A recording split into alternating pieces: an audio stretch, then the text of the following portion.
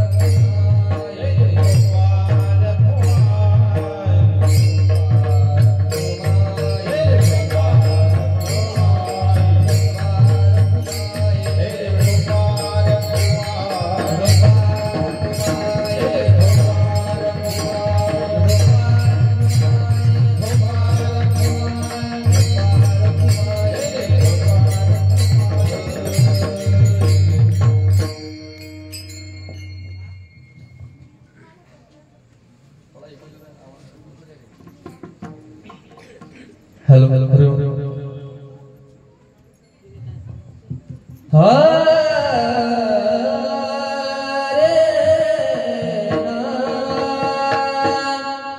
रे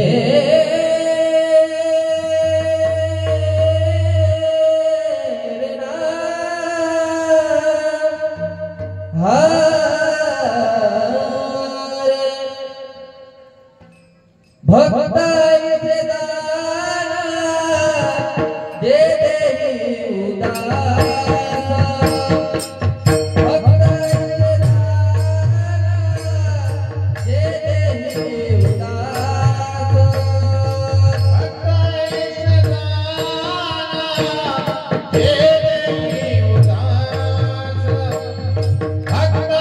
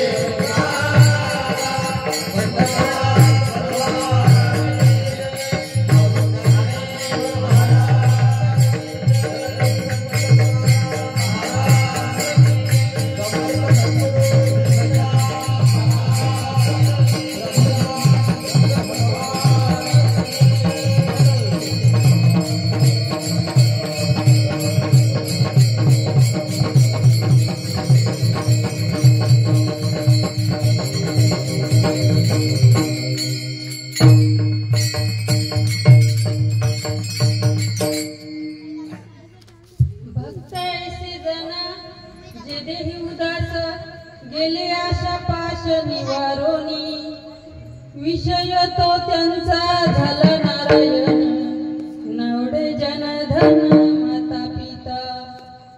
प्रस्तुत प्राप्त प्रसंगी कीर्तन रूपी सेवेकरिता निवडलेला अभंग जगद्गुरु जगद्वंदनीय देहू निवासी श्री संत तुकाराम महाराज यांचा 4 चरणाचा अभंग असून भक्तपर प्रकरणातील आहे। विठ्ठल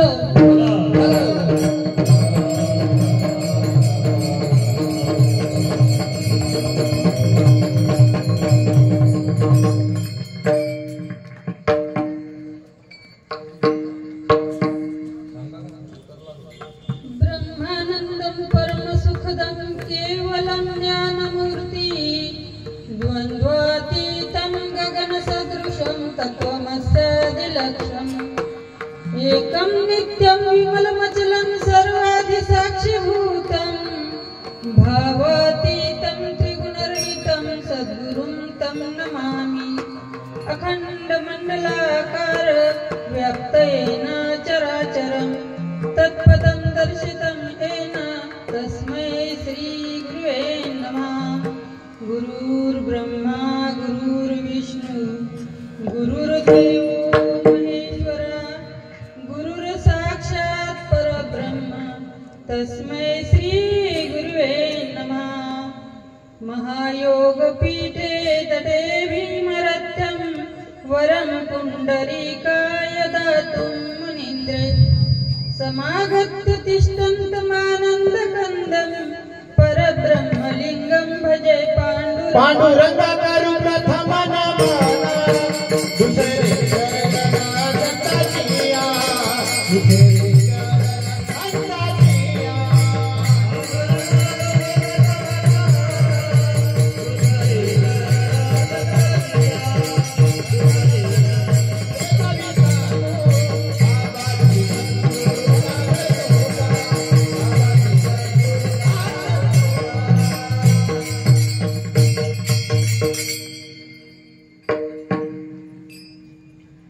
पांडुरंगा करू प्रथम नमन दुसरे चरण संतांची। नमो ज्ञानेश्वरा निवृत्ती उदरा सोपान देव मुक्ताबाई नमो त्रिभुवन पावनी आद्यत्रय जननी देवाची। लोकाभिरामं रणरंगधीरं राजीवनेत्रं रघुवंशनाथं कारुण्यरूपं करुणाकरन्तं श्रीरामचन्द्र शरणं प्रपद्ये। मनोजवं मारुततुल्यवेगं जितेन्द्रियं बुद्धिमतां वरिष्ठं वातात्मजं वानरयूथमुख्यं श्रीरामदूतं शरणं प्रपद्ये। आये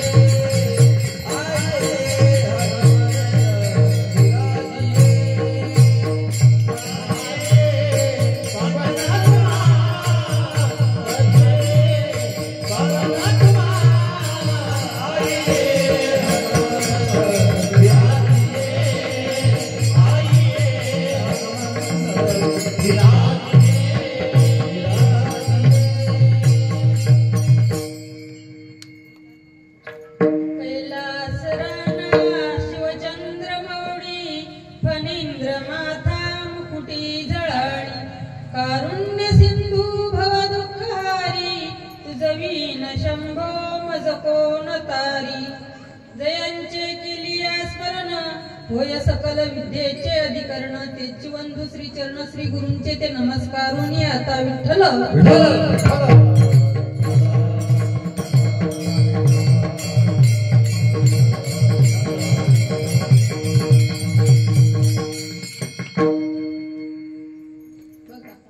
अभंगाचं निरूपण करण्या अगोदर थोडासा परिहार देणं आवश्यक आहे. तो असा की दरवर्षीप्रमाणे याही वर्षी तिसरं वर्ष आहे की दुसरं वर्ष आणि आचार्य अवधेशानंद वशिष्ठजी महाराज यांच्या अमृतमय वाणीतून आपण ही कथा प्रभू रामांची ऐकत आहोत. बघा कथा कशी आहे की ज्ञानगंगा आहे ती जी पाण्याच्या रूपाने जी गंगा आहे भगवान विष्णूच्या पायातून निघाली विष्णुपदी म्हणतात किंवा भोले बाबांच्या जटेमधून निघाली ती आपल्याला आपल्या शरीराला शुद्ध करते बाह्य रंगाने. पण ही ज्ञानगंगा आहे ही आपल्याला अंतरंगातून म्हणजे आपल्या चित्ताची शुद्धी होते ऐकल्यानंतर. तर अशी ही पावन पवित्र अशी कथा तुम्ही सर्व श्रोते लोक ऐकत आहात आणि आजची 5व्या दिवसाची सेवा माझ्या वाटेला आलेली आहे. विठ्ठल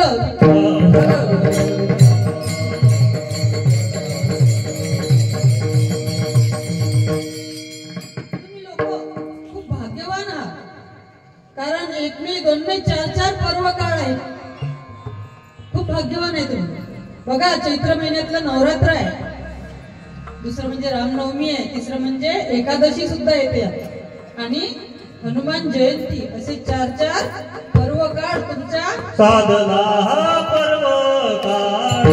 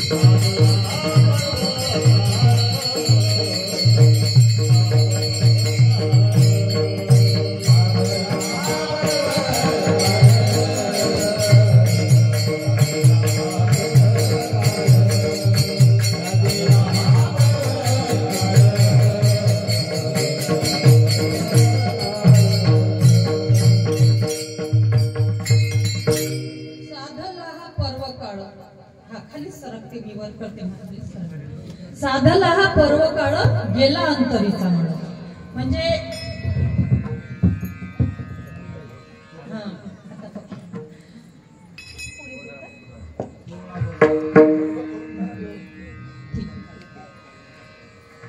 आपण साबणाने आंघोळ करतो त्यानं आपलं शरीर शुद्ध होते पण मन शुद्ध होण्यासाठी अंतरीचा मोड जाण्यासाठी कथा ऐकावी. विठ्ठल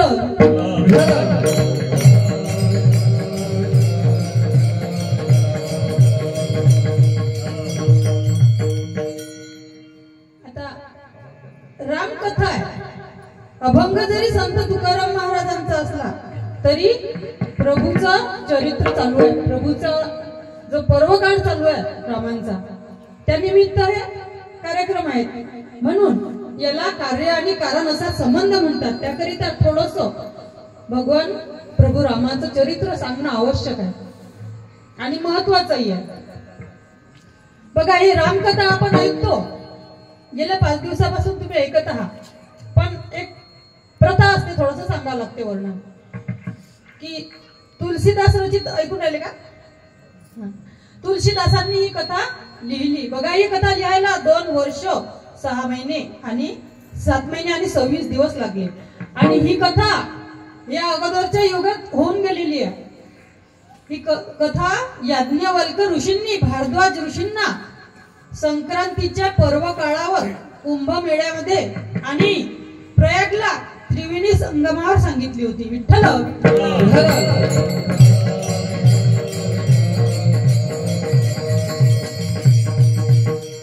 त्यानंतर कुंभक ऋषी म्हणजे अगस्त्य ऋषी यांनी भोलेनाथ बाबांना आणि सती मातेला त्रेता युगाच्या तृतीय चरणामध्ये ही कथा सांगितली. विठ्ठल विठ्ठल.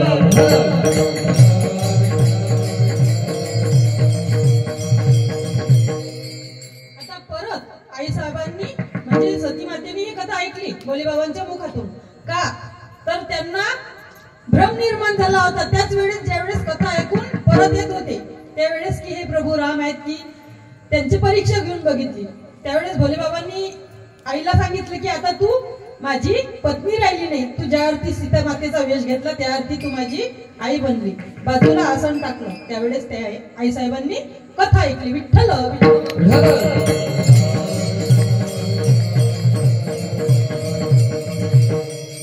त्यानंतर परत किमपुरुष नावाच्या खंडामध्ये हनुमानजींनी ही कथा वानर लोकांना सांगितली. विठ्ठल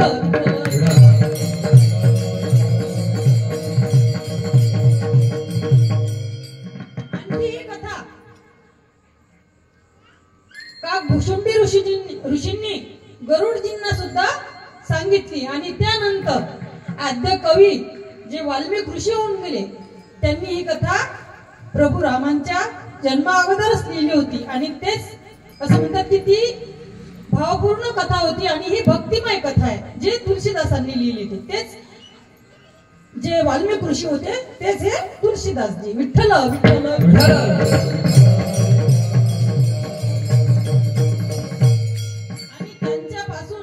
आपल्यापर्यंत ऐकली आणि आता आपण या साधू संतांच्या मुखातून ऐकत आहे. बघा प्रभू रामाचं चरित्र का ऐकावं, त्याचं कारण असं आहे की भगवंताने आदर्श असं जीवन जगलं.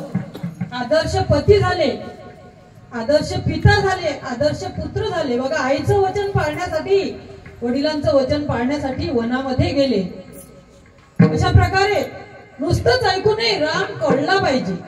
राम काय आहे, लक्ष्मण काय आहे, भरत काय आहे. राम म्हणजे ज्ञान, शुद्ध सात्विक ज्ञान. ज्यावेळेस प्रभू राम वनामध्ये गेले त्या विश्वामित्र ऋषींनी यज्ञाचं रक्षण करण्याकरता नेलं त्यांना. त्यावेळेस एक राक्षसीन आली, तिचं नाव होतं, ऐकून आली कथा ताटिका. तिचा वध केला. आता ती क्रोधाचं स्वरूप होती. अर्थात ज्ञानाने क्रोधावर विजय प्राप्त करता येते असं आपल्याला माहिती होते रामायण ऐकलं की. विठ्ठल विठ्ठल.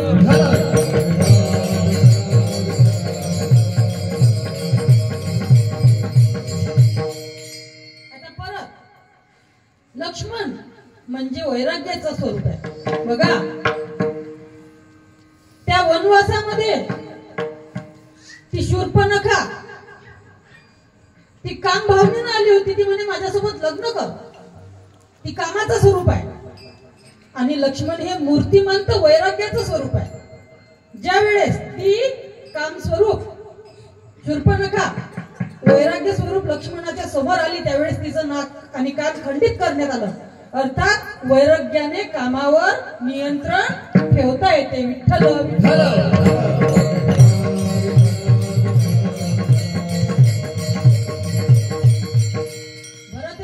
स्वरूप आहे.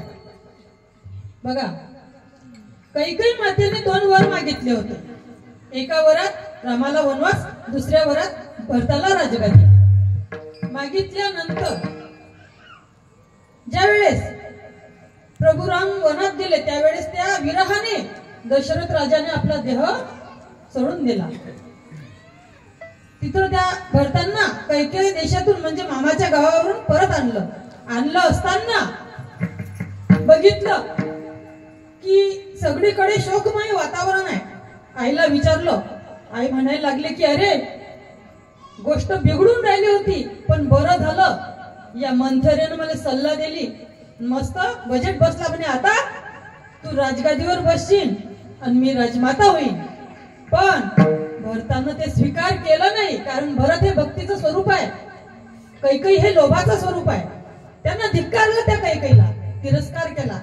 जा म्हणे, तू आई नाही, अशी आई नसली तर पुरते. त्या भरत रूपी भक्तीनं त्या कैकई रूपी लोभाला धिक्कारलं. अशा प्रकारे विठ्ठल विठ्ठल विठ्ठल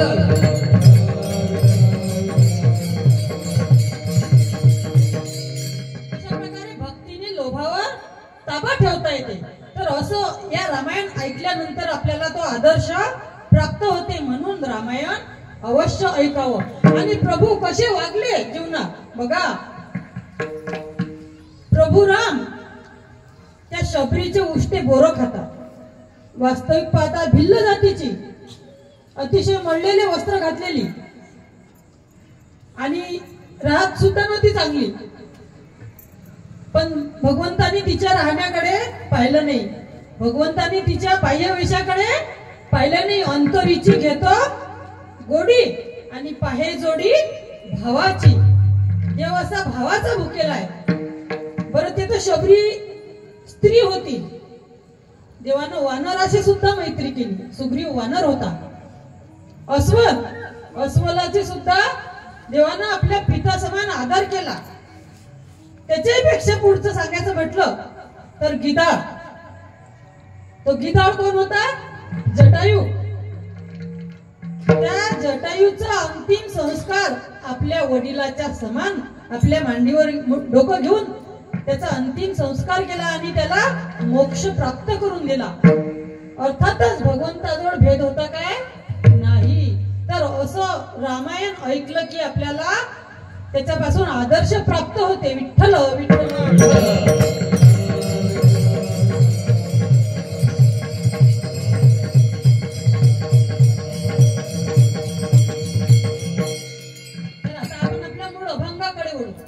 तुकाराम महाराज म्हणतात की भक्त ऐसे जाना जे देही उदास. जे देही उदास म्हणजे उदासीन देहाचे म्हणजे रामकृष्ण हरी. आपल्या कथेमध्ये आदरणीय साठे महाराजांनी, त्यांचं मी मनापासून स्वागत करते.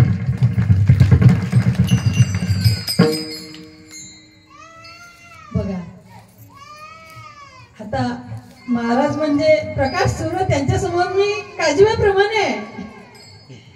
पण बालक बोबडा बोली, वाकुडा विचुका पाऊली, ते चोचो करुणी माऊली रिजे जेवी. विठ्ठल विठ्ठल.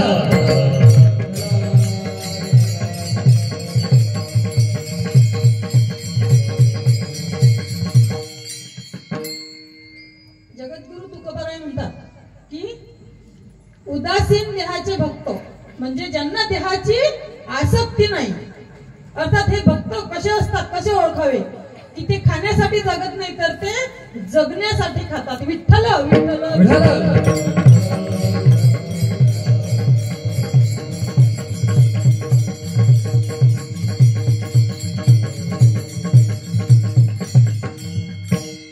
या जगातल्या ज्या लौकिक साहित्याचा संग्रह ते भक्त करत नसतात. बघा, ते इच्छेप्रमाणे वागत नाही, तर ते जसं इच्छेप्रमाणे नाही वागत, पण कशाप्रमाणे वागतात?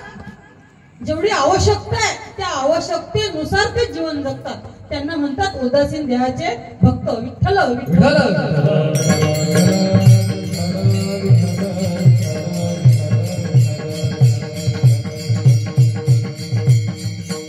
याच्यापेक्षा सोपं सांगायचं म्हटलं तर बघा, हे शरीर आहे ना, हा देह भक्ती करण्याचं साधन आहे. आणि या शरीराद्वारेच भगवंताची भक्ती होऊ शकते. अर्थात हे शरीर एक साधन आहे आणि भगवंत हा साध्य आहे. विठ्ठल विठ्ठल विठ्ठल.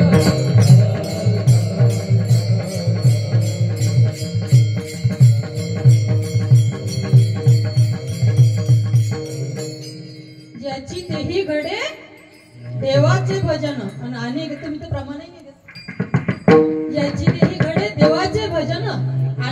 ज्ञान नाही कोठे. म्हणून या देहाद्वारे भक्ती केली जाते, इतर देहाद्वारे केली जाते काय नाही. विठ्ठल विठ्ठल.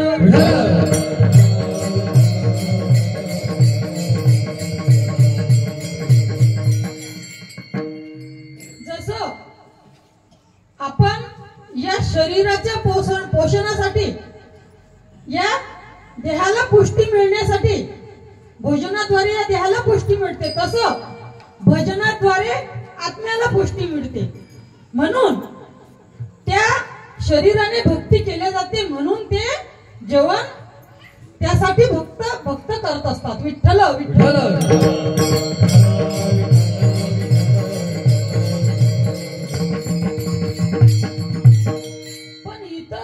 जे अज्ञानी जीव आहे त्यांच्याबद्दल जर सांगायचं म्हटलं तर ते या नाशिवंत देहाला भोजनाद्वारे जेवू घालतात, अन्नाद्वारे जेवू घालतात, पण या अविनाशी आत्म्याला भजनाद्वारे उपाशीच ठेवतात. विठ्ठल विठ्ठल.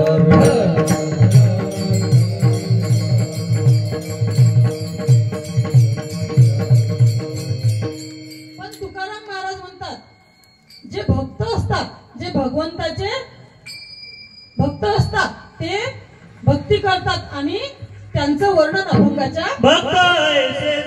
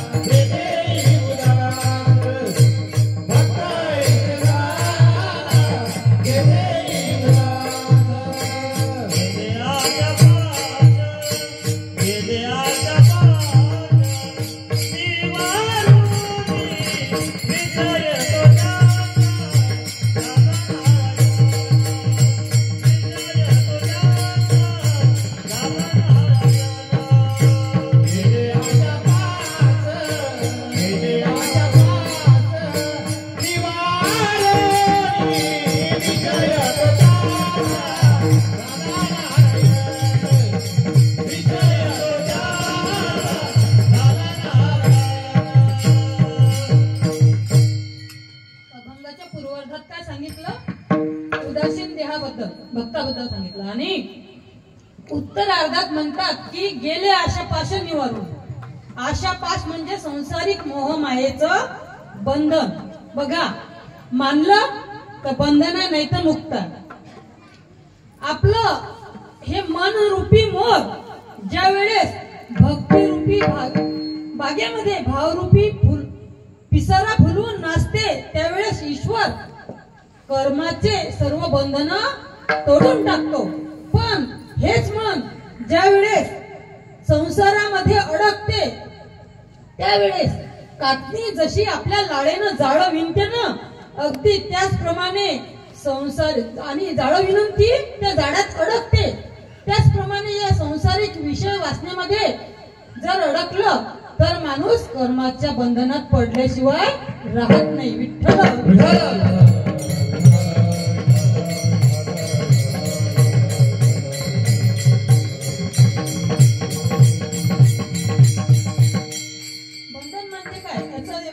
उदाहरण देते बघा. एक कुंभार रणामध्ये जात असताना गाढव चारतो आणि ऊन होते, दुपारची वेळ होते.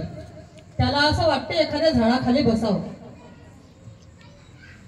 जवळच झाड असते, सावली असते थंडगार, आणि त्या झाडाखाली एक संत महात्मा बसलेले असतात. जाते आणि आपले गाढव सुद्धा त्या झाडाखाली बुंद्याला बांधून ठेवते. पण एक गाढव असं खट्याळ असते की त्यानं ते दोर तोडलेला असते. ते काही केले एका जागेवर थांबत नाही आणि सावलीतही बसत नाही. ते सारखं उन्हात जाते. शेवटी तो माणूस कंटाळून जाते. संत महात्म्याच्या जवळ जाते, विचारते, म्हणते, बाबाजी, मला असं वाटलं इथे संत बसलेले आहेत, त्यांच्याजवळ बसू, काही ज्ञानाचा उपदेश होईल. पण हे एकच गाढव एवढं खट्याळ आहे की ते मला जाग्यावर बसू देत नाही. बघा, संत उपाय सांगत असतात. संत जीवनात खूप महत्वाचे आहे. संताचे संगती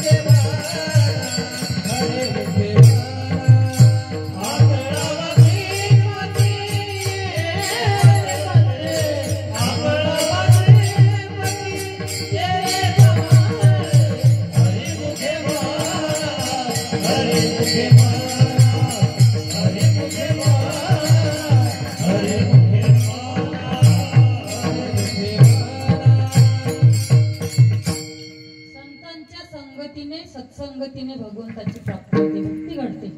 बघा, बिनु सत्संग विवेक न होई आणि रामकृपा बिनु सुलभ न सोई. त्या कुंभारानं विचारलं की बाबाजी, हे गाढव एवढं खटाळ आहे की हे मला तुमच्या जवळ बसू देत नाही, सत्संग घडू देत नाही.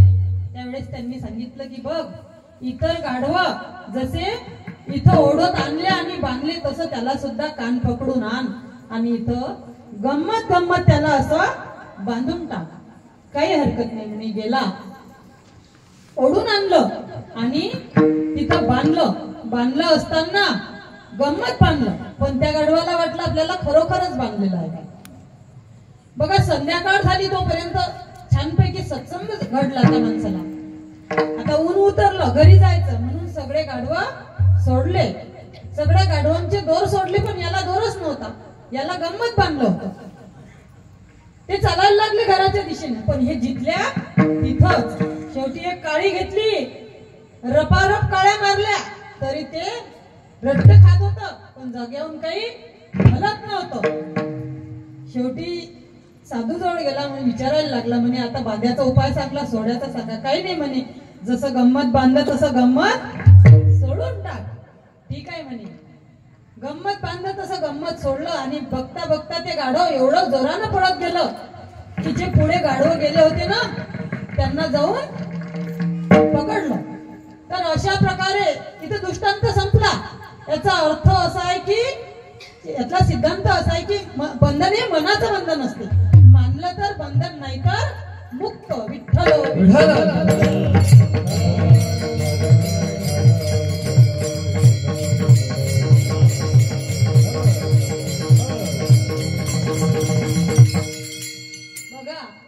जगद्गुरु तुकाराम महाराज म्हणतात की जे भक्त असतात ना ते फक्त भगवंताची भक्ती करतात, म्हणून त्यांना संसाराचं बंधन लागू पडत नाही, कारण त्यांचा एकमात्र विषय नारायण झालेला असतो. मगच दुसरं विषय तो त्यांचा झाला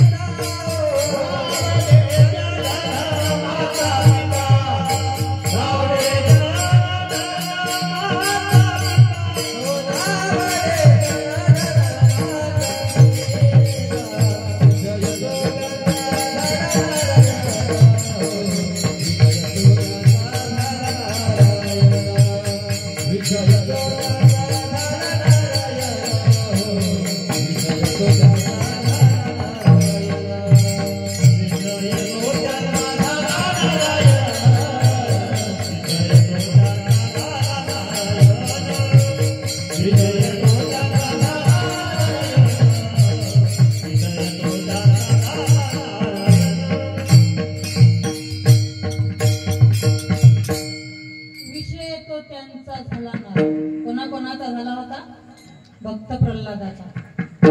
नाम घेऊन दिसाचे हे ब्रीद हिरण्यकश्यपूचे. वडिलांनी नाही सांगितलं, कारण त्यांच्या भावाला मारलं होतं त्या भगवान विष्णूने हिरण्याक्षला, म्हणून ते वैर मनात होतं, सूळ उगवण्याची भावना मनात होती. म्हणून माझ्या शत्रूचं नाव, माझ्या भावाला मारणाऱ्याचं नाव कोणीही घेणार नाही. पण भक्त प्रल्हादावर आईच्या गर्भामध्ये असताना संस्कार पडले होते. बघा, गरोदरपणी जे मुलांवर संस्कार पडतात आणि बालपणी जे संस्कार पडतात ते मोठं झाल्यावर पडत नाही.